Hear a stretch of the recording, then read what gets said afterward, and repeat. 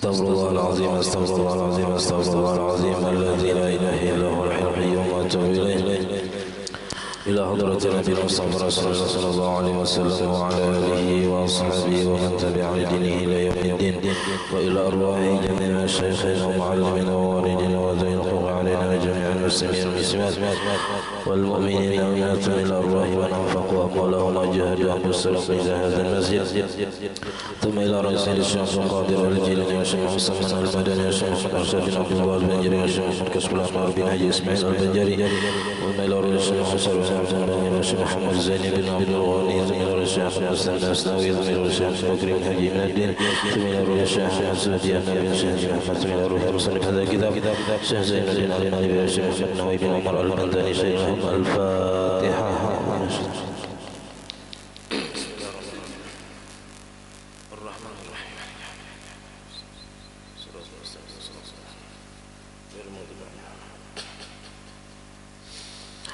Bismillahirrahmanirrahim. Alhamdulillahirabbil alamin. Allahumma shalli wa sallim wa barik ala sayyidina Muhammad wa ala alihi wa sahbihi ajma'in. Amma ba'du, subhanaka la ilma lana illa ma 'allamtana innaka antal alimul hakim. Wa la hawla wa la quwwata illa billahil aliyyil azim. Rabbi shrah li sadri wa yassir li amri wahlul 'uqdatam min lisani yafqahu qawli wa saddid lisani wa hdi qalbi. Bi haqqi sayyidina Muhammad sallallahu alaihi wasallam. Qala al-musannif rahimahullah تعالى ونفعنا به وبجميع علومه في الدارين. وأما الدابغ فهو كل حريف ينزع فضول الجلد وهو رطوبته ومائيته التي يفسده بقاؤها ويطيبه نزعها بحيث لو وقع في الماء لم يعد إليه النتن والفساد، وذلك كالعفص وقشور الرمان. ولا فرق في ذلك بين الطاهر والنجس كزرق الطيور ولو كان النجس من مغلظ، لكن يحرم التضمخ به إذا وجد ما يقوم مقامه.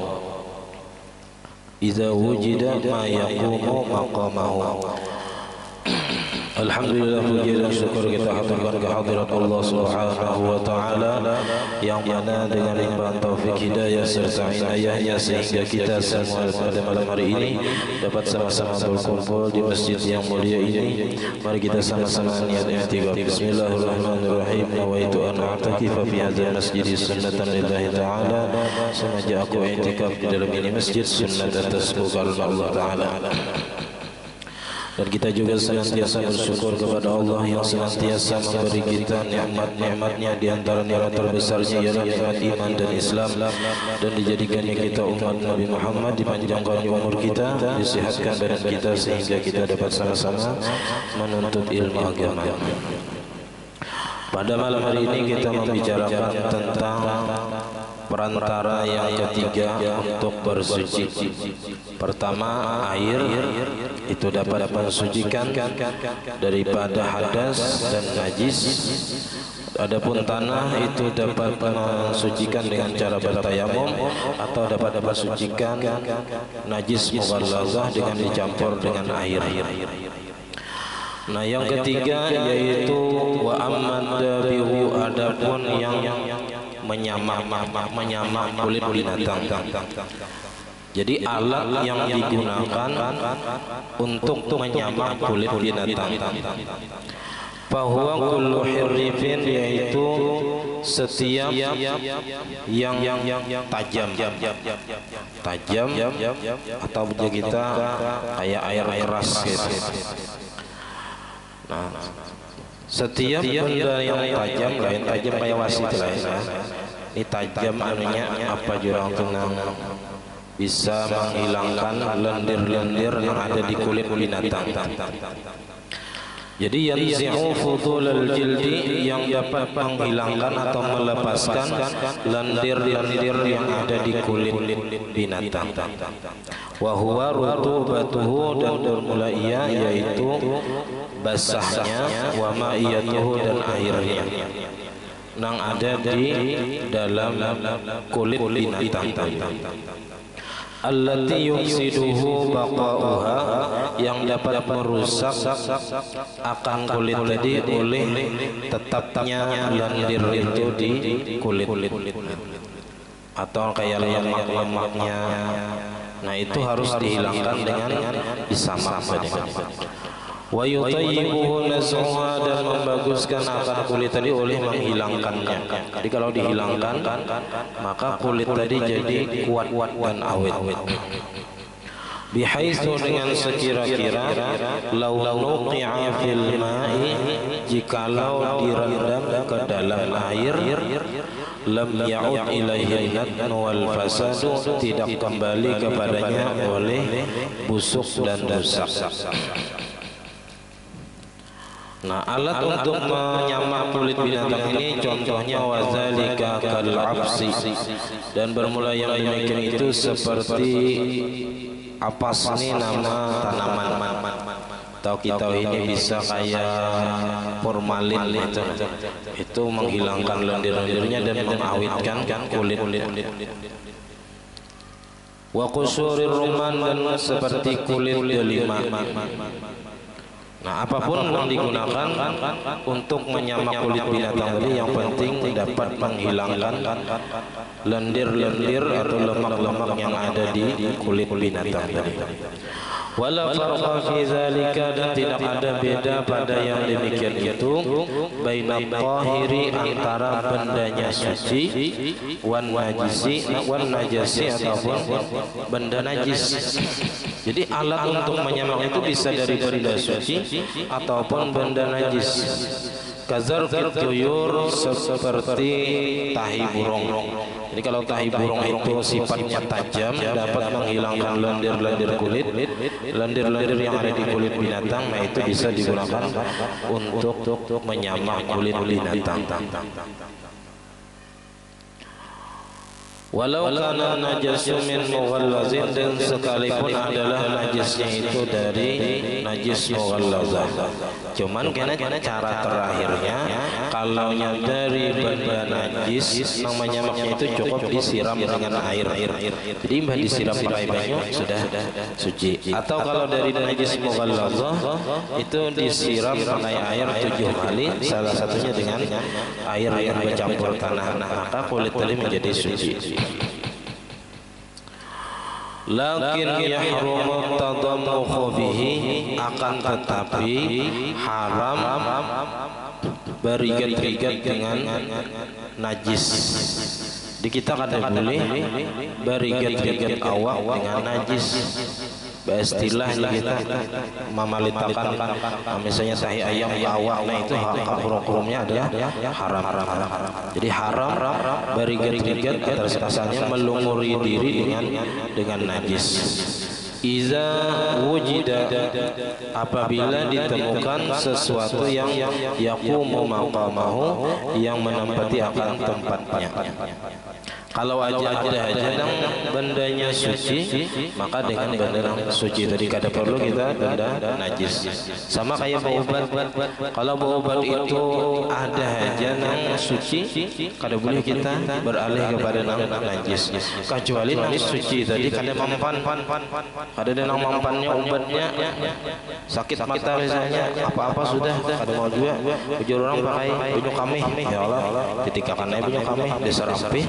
Nah itu bisa kalau memang ada lagi nang ampuh selain banyu kamih tadi. Kalau nya ada aja yang lain yang suci, nah kada boleh kita menggunakan najis. Apabila ada benda nang suci nang menempati posisi nang najis tadi.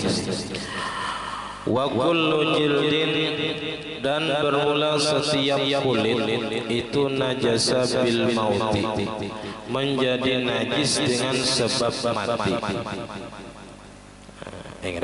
Dan setiap kulit yang najis dengan mati, yathuru bitibawi, dapat suci dengan cara disamak.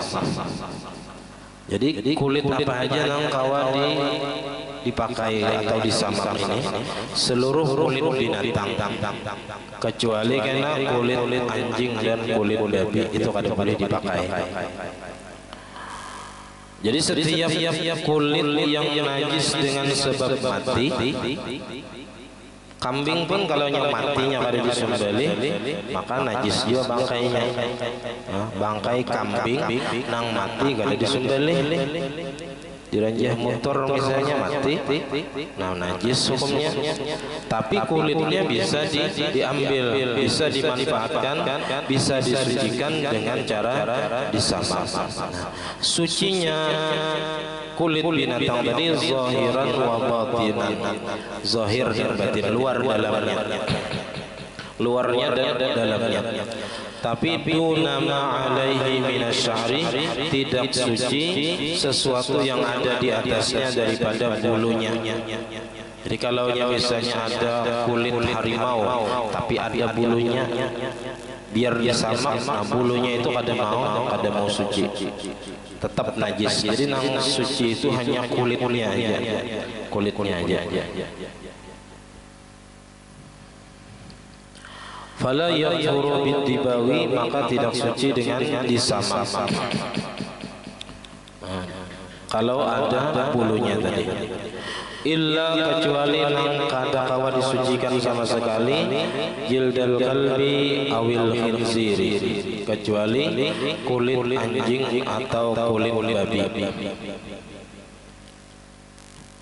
au far'i ahadihima, atau anak daripada salah satu keduanya. Anjing kawin lawan babi melahirkan anak, nah itu sama.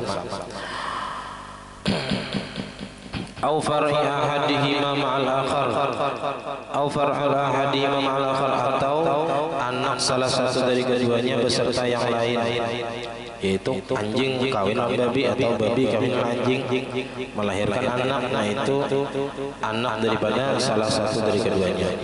Au ma'a hayawanil tahirin, atau beserta binatang nang suci. Artinya anjing kawin lawan kambing misalnya, lalu menghasilkan anak, nah anaknya itu pun kada kawa juga apa nang kada suci juga, karena mengikut kepada anjing anaknya tadi. Fa inna jilda zalika kana najasan, maka bahwasanya kulit yang demikian itu adalah ia najis fi halil hayati, pada ketika hidupnya.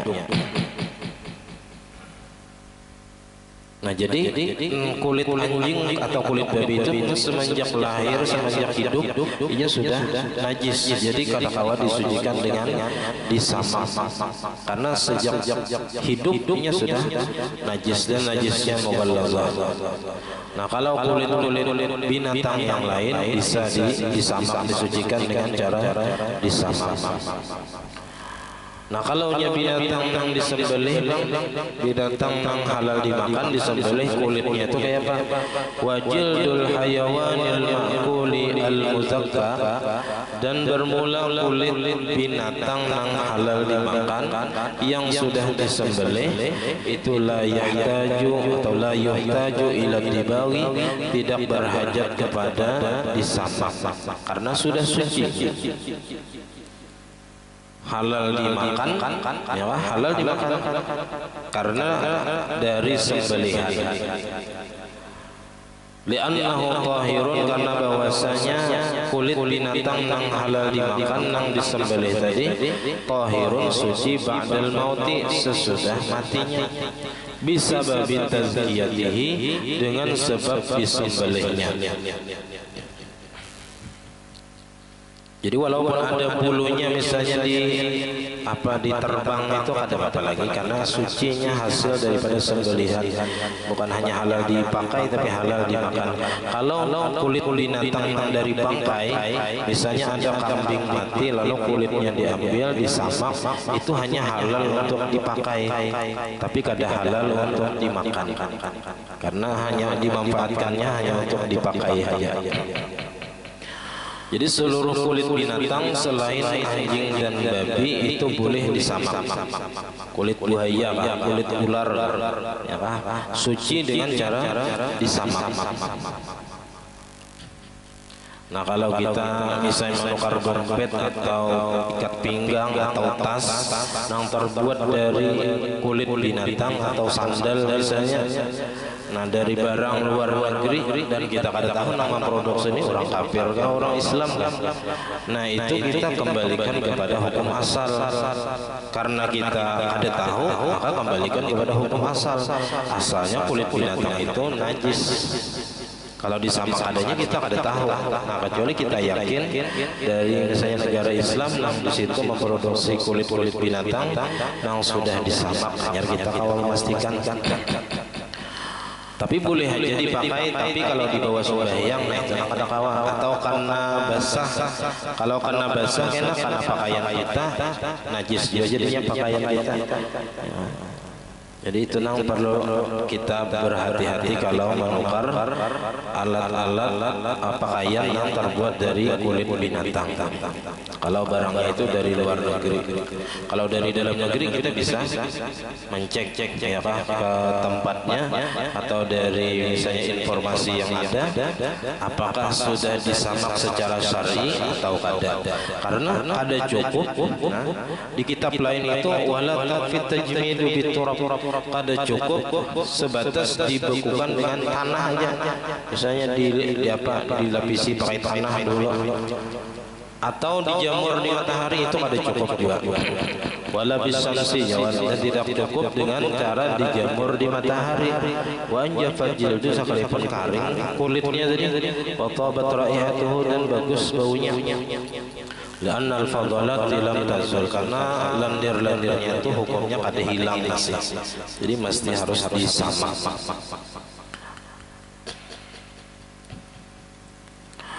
Nah, jujur aja sih, kalau kulit binatang yang halal dimakan, yang sudah disembelih itu kada perlu kepada disamak karena sudah suci dengan sebab disembelihnya.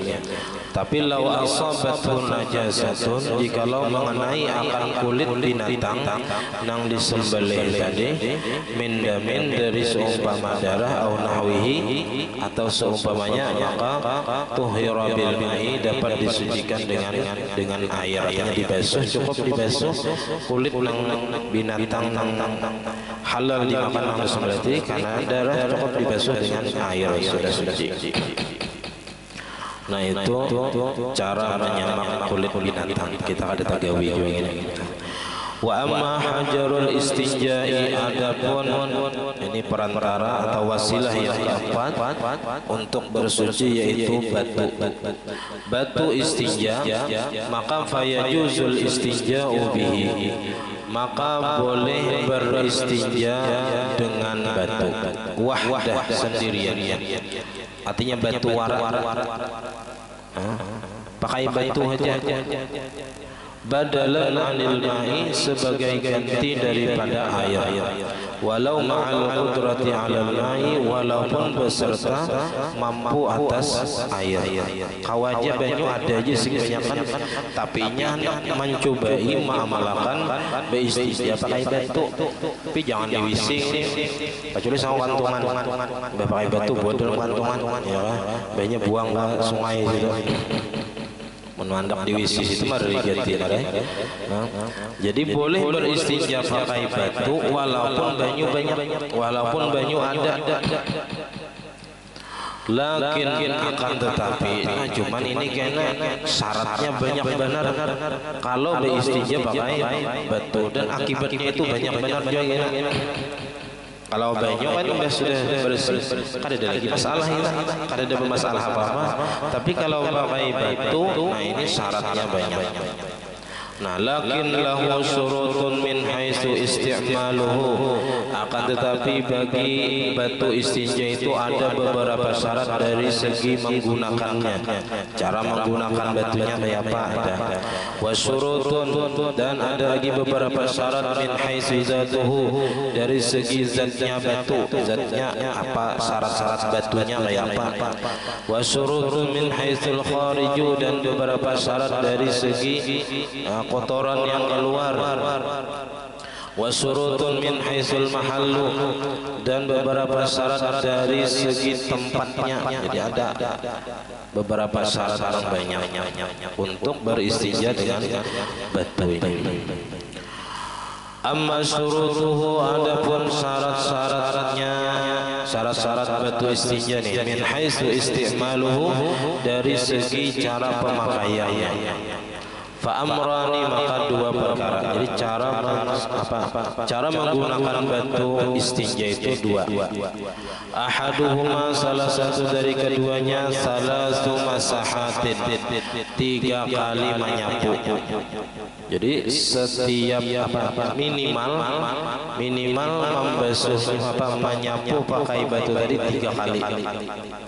3 kali, bisa dengan 3 biji batu atau dengan sebiji batu tapi 3 buncunya, 3 buncu. Bihaitsu ya'ummu bi kulli mashatin al-mahalla, dengan sekira-kira mencakup dengan tiap-tiap sapuan tadi akan tempat. Artinya sekali menyapu itu barataan tempat tadi terputar, keliling. Itu kalau beristinja dengan batu. Walau bi atrafil hajari, walaupun dengan ujung-ujung batu. Ujung batu biasanya segitiga biasanya.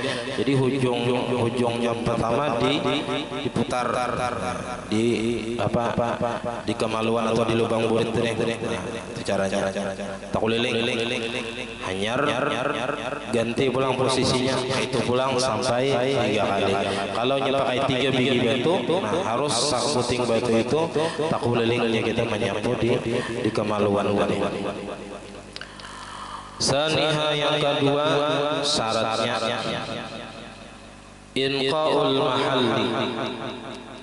inqaul mahal bihaitsu la yaqa illa qadrun la yuziluhu illa al-ma'. Harus bersih tempatnya dengan sekira-kira tidak tersisa kecuali sekedar sesuatu yang tidak bisa menghilangkan akan dia kecuali air. Nah, jadi kita sampai bujur-bujur bersih. Nang bersihnya itu kada awal lagi batu tadi menghilangkan kecuali dengan banyu. Artinya sampai bujur-bujur bersih, sampai hilang bendanya, kotorannya tadi. Au sigarul khazafi, atau yang kecil dari tembikar. Kecuali tembikar nah halus, pakai itu hanya hilang nang sisanya tadi. Nah, jadi sampai bujur-bujur bersih. Jika istilah pakai tisu tuh, ya kan, sampai di serkada lagi tersisa. Tapi kalau dipakai banyu, nah itu pasti harus sampai bersih. Jadi kalau pakai batu ini kada sebersih dengan banyu. Tapi boleh sebagai rukhsah kita boleh beristinja pakai batu. Atau bisa juga kena mengganti batu ini setiap benda nang keras, kadang keras bendanya itu benda mati kada cair, bendanya kada cair dan bendanya itu kesat dan tidak dihormati, artinya harganya murah aja. Kalau yang dihormati kayak makanan, nah itu kada boleh juga kita beristinja dengan makanan pakai wadai misalnya, kada boleh. Jadi syarat yang kedua, inqaul mahal bihaitsu la yabqa illa qadrun la yuziluhu illa al-ma' aw sigharul khazafi. Bersihnya tempat dengan sekira-kira tidak tersisa daripada beristinja pakai batu tadi kecuali sekedar yang tidak bisa dihilangkan kecuali dengan air atau nang kecil-kecil daripada tembikar.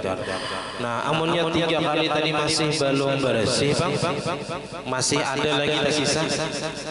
Fa illam yasulul ilqa'u bisalasi wajabati ziyadatu 'alaiha. Maka jikalau tidak hasil bersih dengan 3 kali, maka wajib menambah atas 3. Hatta yahsulul ilqa'u, sehingga hasillah oleh bersih.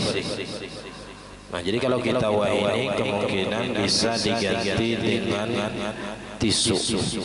Dalam syarah Yaqutul Nafis ada yazin wa waraqul hamamati al-mawjudati al-yawma yajuzul istinja'u bihi li'annahu jamidun tahirun qali'un wa yustahsanu isti'maluhu. Dan tisu-tisu WC jadi yang ada di zaman kita sekarang itu boleh aja menggunakan istinja dengannya, karena tisu itu termasuk jamid. Jamid itu lawan-lawannya mae, benda cair. Yang penting bendanya kada cair. Nah, kayak tisu itu bukan benda cair. Tahirun suci pulang, qaliun kesat dan dianggap bagus memakainya. Jadi lebih baik bahkan istilahnya tabarasi pakai tisu daripada pakai batu. Cuman hukum asalnya adalah batu. Nah, maka boleh dikias dengan batu tadi. Setiap benda nang kada cair, nang suci dan kesat.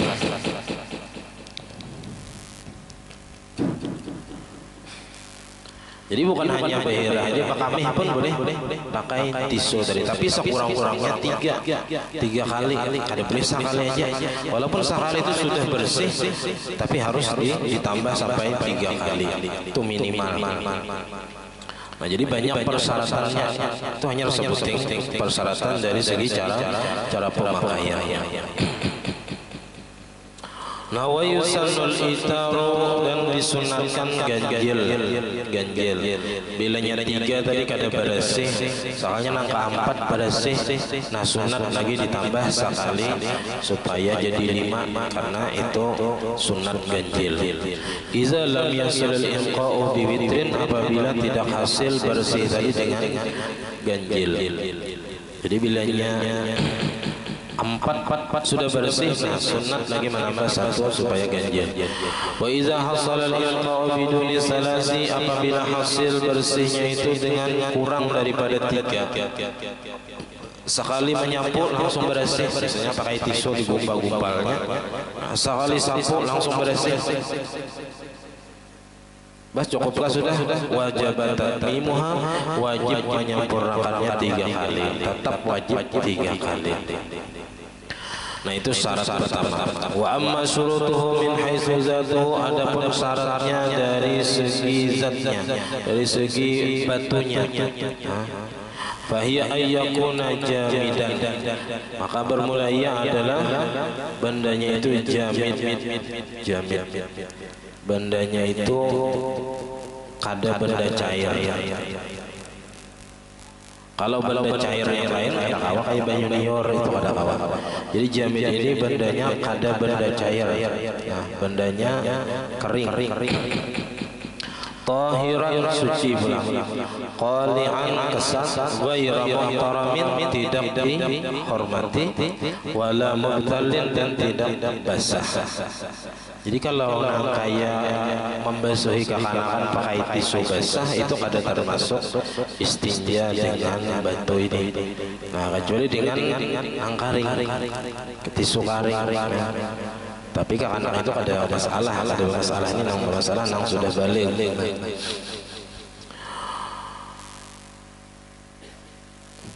Wa minal muhtarami mat'umul adamiyyin awil jinni, di antara yang dihormati ialah makanan manusia, misalnya roti atau apa. Nah, itu ada boleh digunakan untuk istinja. Wa awil jinni, atau jin seperti tulang belulang, itu makanan jin. Jadi makanan jin, jangan tapi hendak dibuang di baparak rumah. Itu makanan jin kan. Banyak jin yang baparak.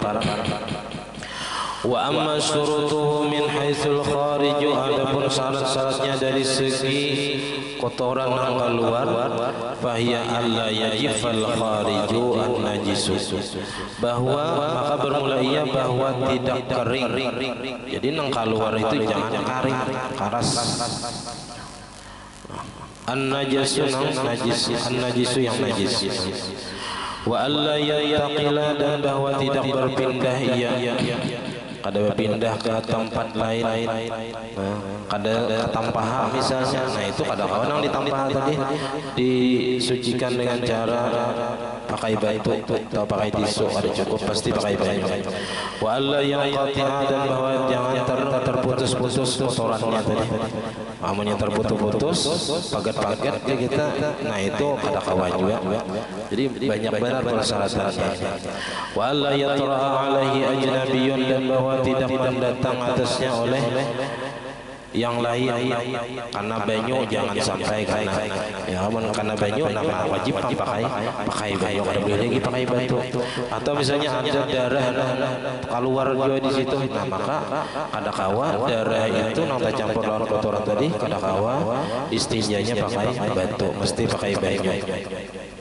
Wa alla yujawiza fil ghaiti safhatuhu,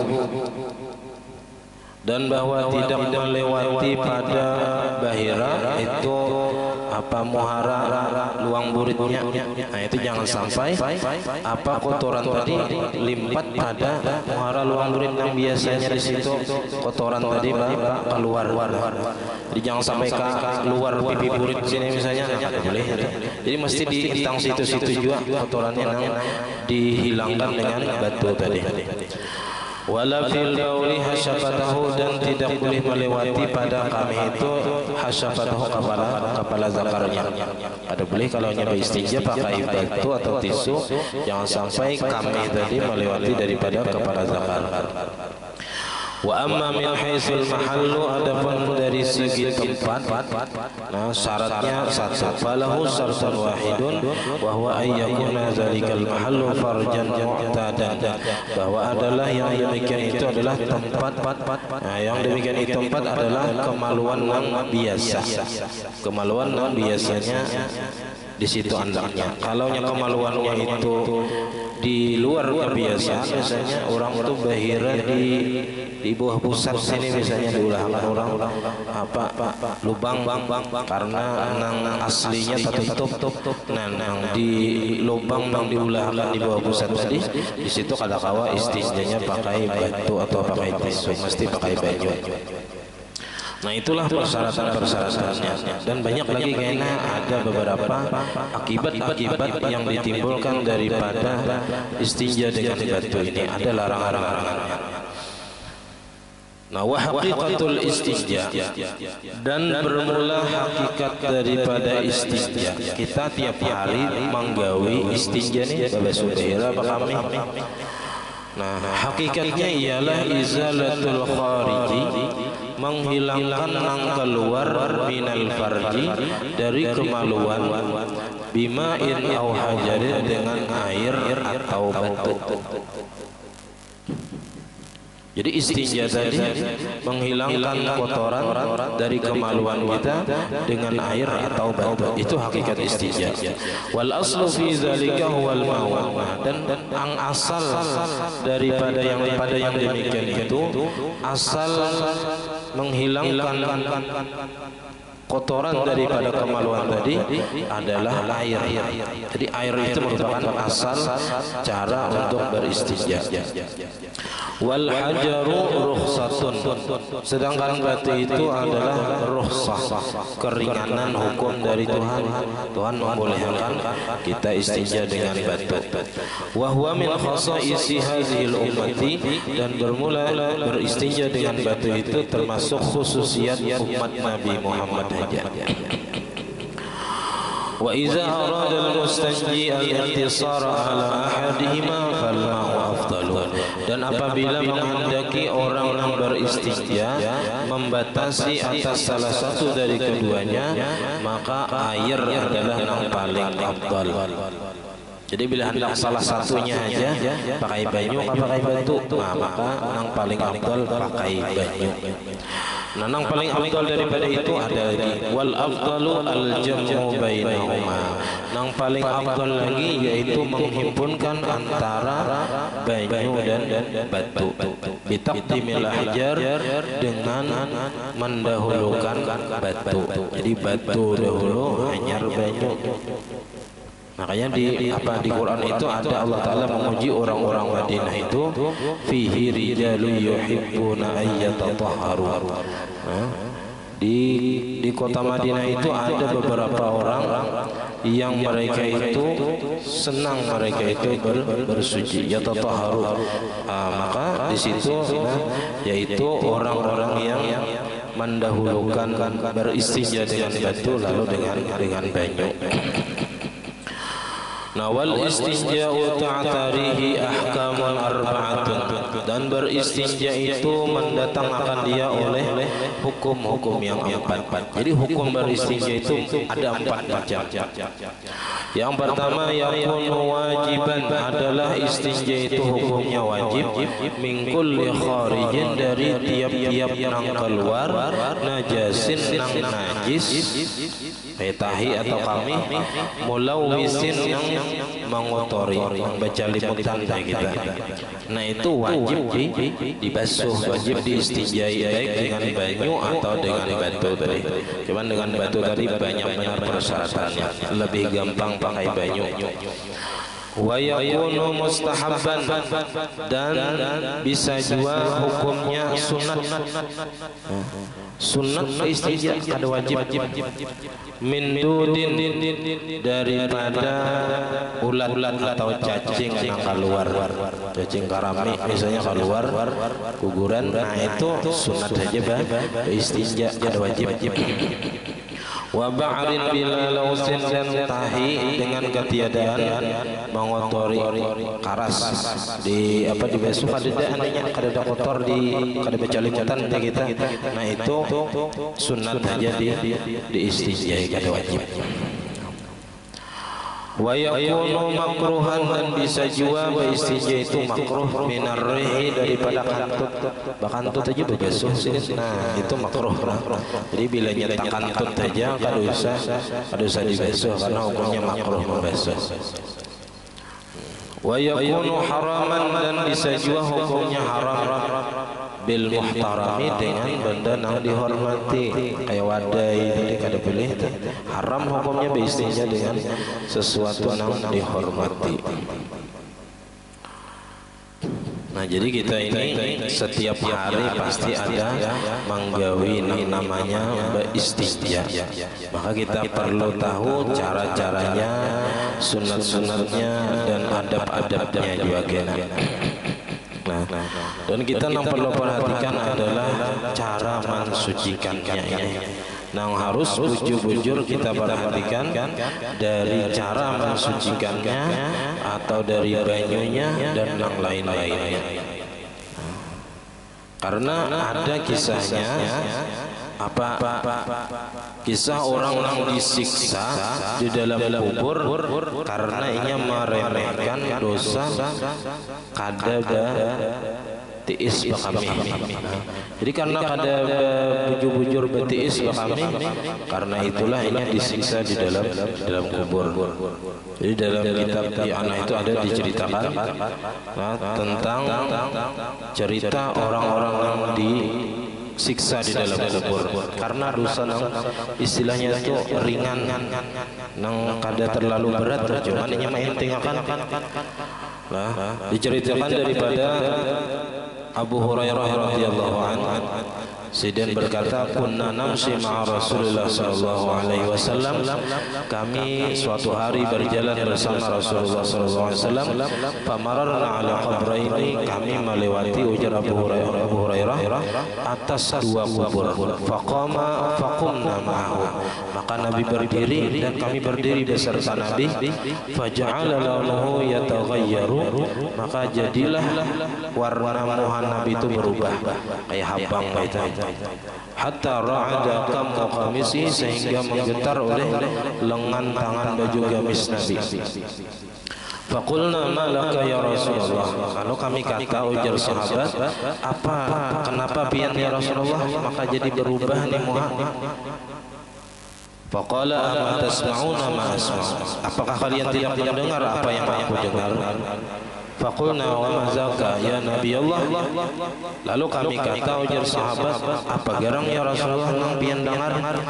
Qala ujar Nabi, hadzani rajulani yu'azzabani fi quburihima 'azaban shadidan fi dzambin hayyin.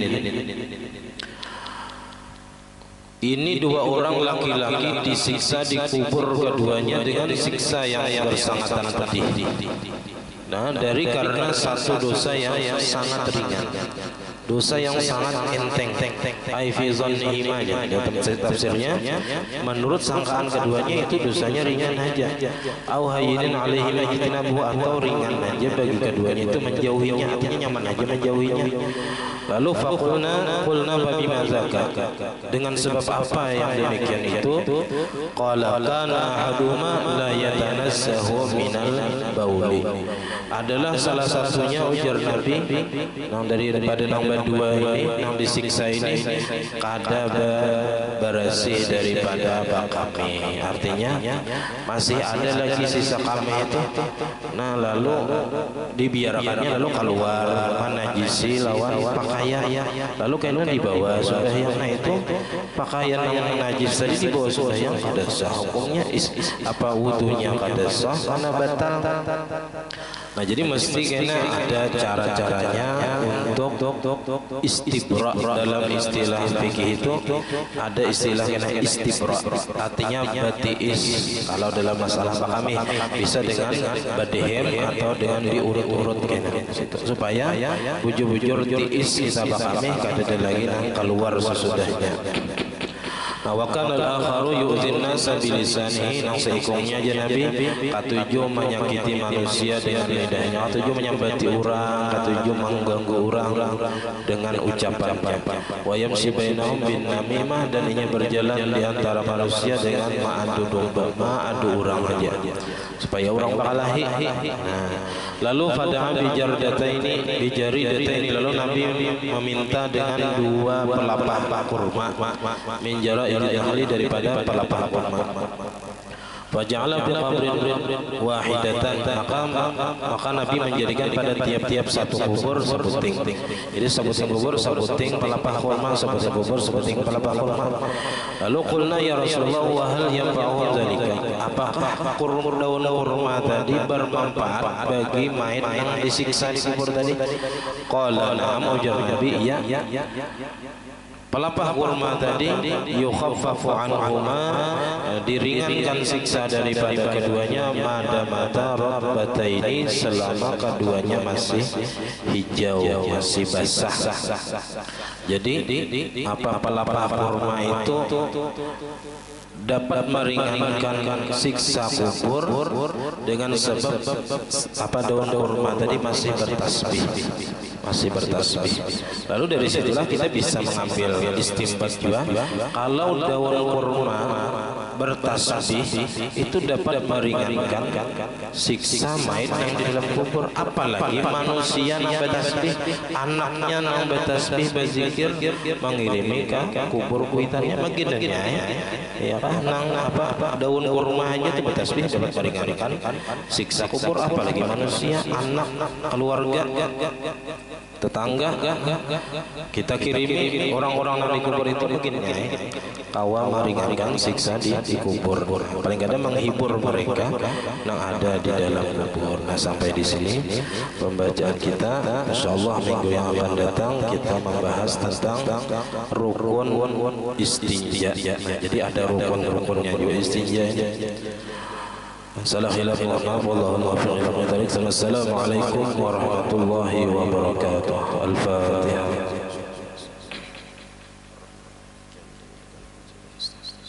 Suratul Amin. Bismillahirrahmanirrahim. Alhamdulillahirabbil alamin. Allahumma shalli wa sallim wa barik ala sayyidina Muhammad wa ala alihi wa sahbihi ajma'in. Allahumma faqihna fid din, Allahumma faqihna fid din, Allahumma faqihna fid din wa 'allimna at-ta'wil warzuqna al-ikhlas fi talabil ilmi wa fi nashrihi wa fi jami' at-ta'at wal ibadat. Allahumma astur 'uyubana wa 'uyub al-mu'allimin 'anna wa la tazhab barakati 'ulumihim 'anna. Allahumma aghnina bil 'ilmi wa zayyinna bil 'ilmi wa akrimna bit taqwa wa jibna bil 'afiyah. Rabbana hab lana min azwajina wa dhurriyyatina qurrata داعيا وجعلنا وقنا إماما ربنا آتنا في الدنيا حسنة وفي الآخرة حسنة وقنا عذاب النار وصلى الله على سيدنا محمد وعلى آله وصحبه وسلم الحمد لله رب العالمين ما شاء الله لا قوة إلا بالله